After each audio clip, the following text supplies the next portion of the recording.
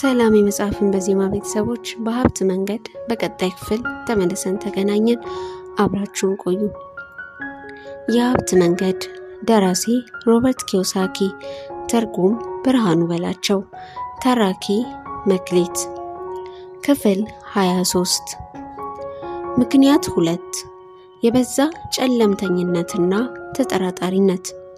እያንዳንዳችን ውስጥ ጨለምተኝነት፣ ተጠራጣሪነት በተወሰነ መልኩ አለ። እኔ ብልህ አይደለሁም፣ ይህንን ማድረግ አልችልም ወዘተ። የጨለምተኝነታችን የተጠራጣሪነታችን ውጤቶች ናቸው። ነገር ግን ተጠራጣሪነታችን ሲበዛ ሽባ አድርጎ ነው የሚያስቀምጠን። ህይወታችን የተቃኘው በቢሆንስ ነው።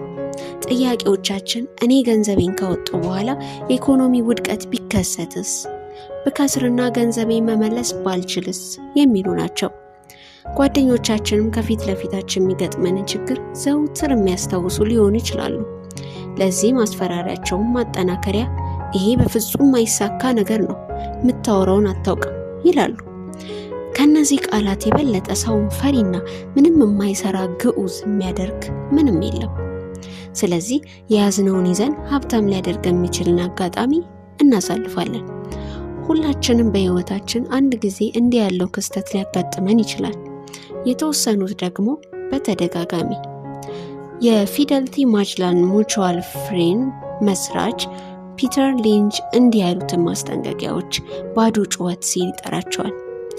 ሊንች በ1950ዎቹ የነበረውን ትርምስ ያስታውሳል። በዚህ ወቅት የኒውክሌር ጦርነት ሊከሰት ይችላል ብለው በርካታ ሰዎች በመዝጋታቸው የተነሳ መሸሸጊያ ቤቶችን በመገንባትና ለረጅም ጊዜ የሚሆን ቀለብ በመሸመት ብዙ ገንዘብ ያጠፉ ሲሆን ያንን ገንዘብ ግን በኢኮኖሚ ውስጥ ቢያውሉት ኖሮ ዛሬ ሀብታም መሆን ይችሉ እንደነበር በቁጭት ያስታውሳል። በአንድ ወቅት ሎስ አንጀለስ ውስጥ ብጥብጥ የተከሰተ ጊዜ የሽጉጥ ገበያ በጣም ነበር የደራው። ብዙ ሰዎች ድሃ የሆኑት ከንቱ ማስፈራሪያና የሚነግሯቸውን ሰዎች አምነው በመስማታቸው ነው። እንዲህ ያለውን ጩኸት የሚያሰራጩ ሰዎች ደግሞ ሲበዛ ውጤታማ ናቸው። ምክንያቱም እንዳዳችን ውስጥ ፍርሃትና ተጠራጣሪነት አለና። እነዚህን ተራ ወሬዎችና ባዶ ጩኸቶች ለማክሸፍ ጥርጣሬና ፍርሃትን ተቋቁሞ ወደ ስኬት ለመጓዝ መወሰን ታላቅ ድፍረትን ይጠይቃል። በ1992 ሪቻርድ የተባለ ጓደኛዬ ከቦስተን ወደ ፊኒክስ መጥቶ እኔና ባለቤቴን ጎብኝቶን ነበረ።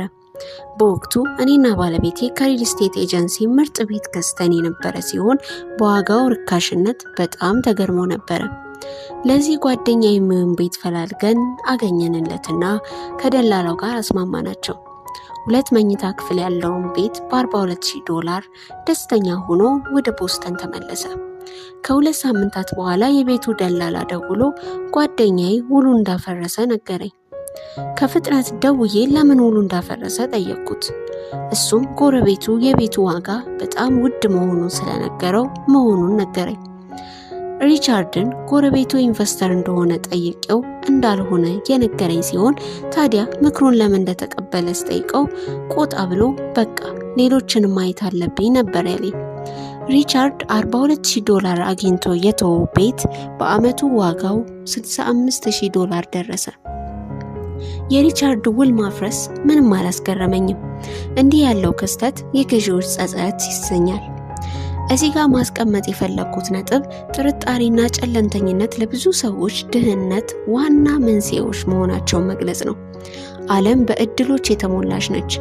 ቀደም ብዬ እንዳልኩት ከዚህ መጠራጠር አባዜ ለመውጣት እጅግ ቀላልና ጥልቅ ምርምር የሚጠይቅ አይደለም።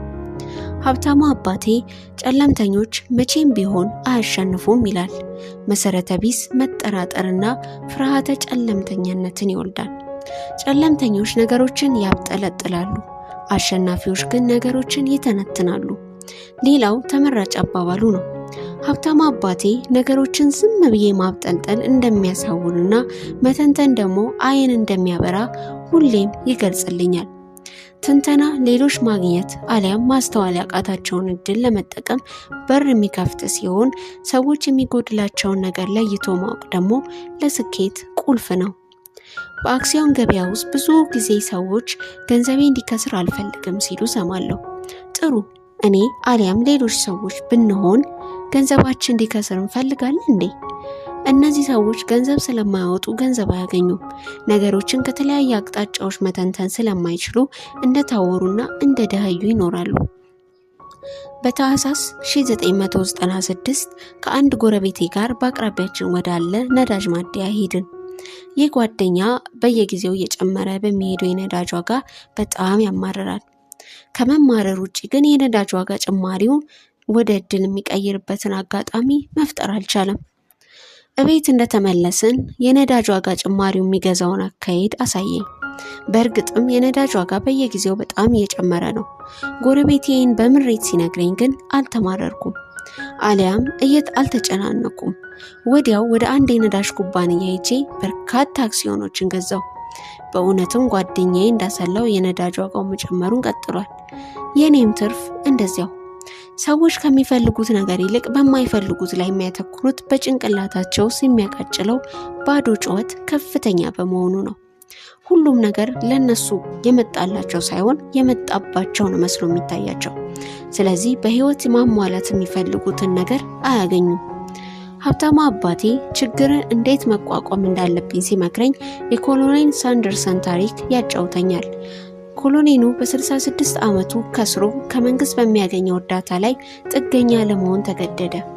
ይህ የማህበራዊ ዋስትና ገንዘብ በቂ ባለመሆኑ የተጠበሰ ዶሮ ለመሸጥ በመላው ሀገሪቱ ተንከራቷል።